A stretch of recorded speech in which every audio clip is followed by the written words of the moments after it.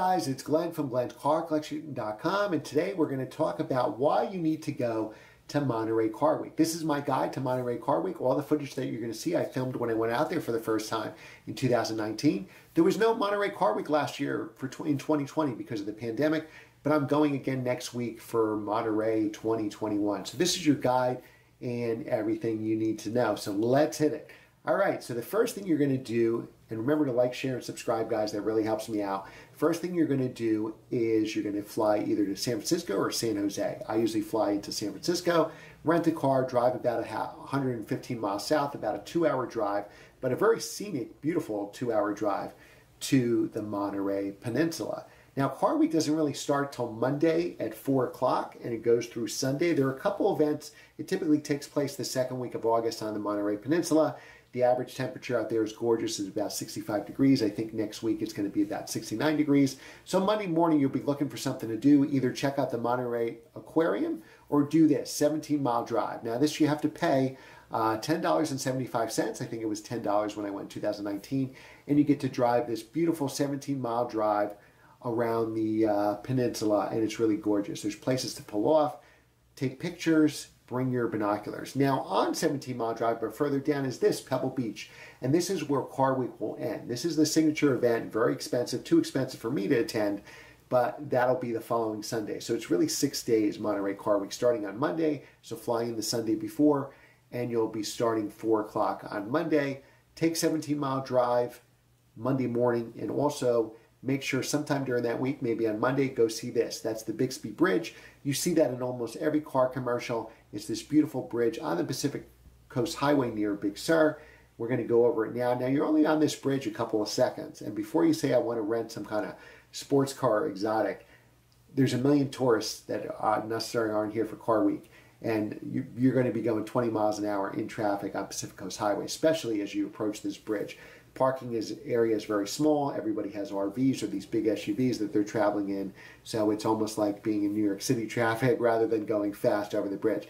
Very narrow bridge when you drive over it, and it's a small bridge. You're only over a couple seconds, but definitely worth doing whether you're here for Car Week or not. If you go to Monterey at any other time, you should definitely do the Pacific Coast Highway and pick out that bridge heading out to Big Sur. Nice places to eat lunch there or to have brunch. So it's definitely a must-do. I would go earlier in the morning. There'll be less traffic. You see Bixby Bridge, one of the biggest attractions, and there's only maybe about 30 parking spaces for a couple hundred cars. So let's hit the gas and drive further down. It's really just gorgeous doing this drive. It's not that. It's definitely driving distance from Monterey, not too far. There will be a lot of cars on the road, but the scenic will be epic. Totally different than the Jersey Shore for sure, but gorgeous nonetheless. Then Monterey Car Week starts now, 4 o'clock on Monday Pacific time is essentially the first day. This is like a kickoff party. It's free to attend. You just have to register beforehand. So I'm bringing my family. You get the tickets are free, but obviously it's limited how many people they could have at the event. This is footage from 2019. There were probably 500 Porsches there. They even closed the street down to fit even more Porsches. They usually unveil some kind of project car they were working on. Last year they unveiled a 993 that they made kind of a wide body and putting turbos on, very similar to my 993 Turbo, even the same color. So check it out. If you have a Porsche, you can be in the show.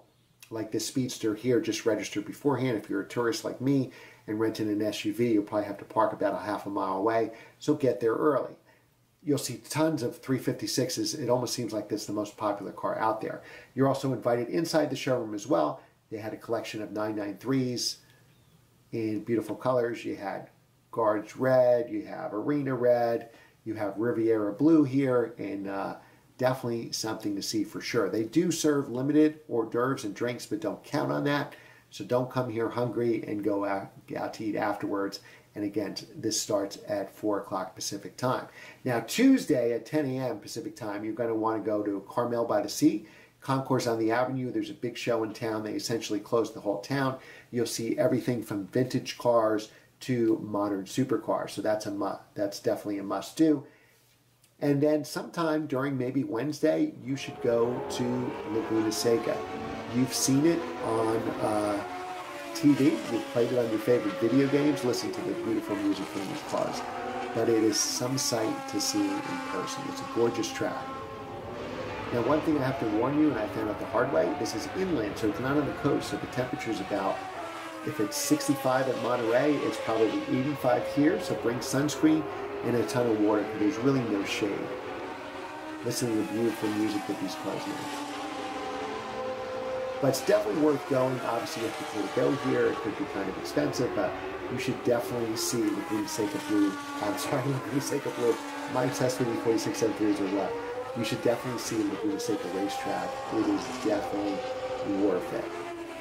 Now, if you go inside, you'll see every car here from modern cars to vintage race cars, and they are really a sight to see. And they also unveil some cars here too. So I saw the new GT500, which I made a video of last year when they were introducing it. It wasn't for sale yet, and the CA Corvette was here as well. So I'm sure they debut some stuff later in the week. And I think this year it's not taking place till Saturday, is one of my favorite shows in the whole thing, and this is Legends of the Audubon. So it's just German cars. So mainly you're going to see BMWs, Audis, and Mercedes with some Porsches sprinkled in. This is a car from EAG, this Alpine White E39 M5, that was owned, I believe, by a former president of BMW. I met Jason Cammisa at the show. He was interviewing him about this car.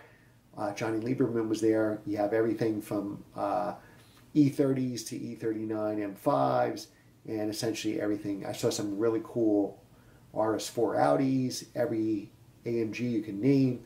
I love this beautiful Imola Red E39 M5. It was really, really stunning. I told the owner I would put it in my video.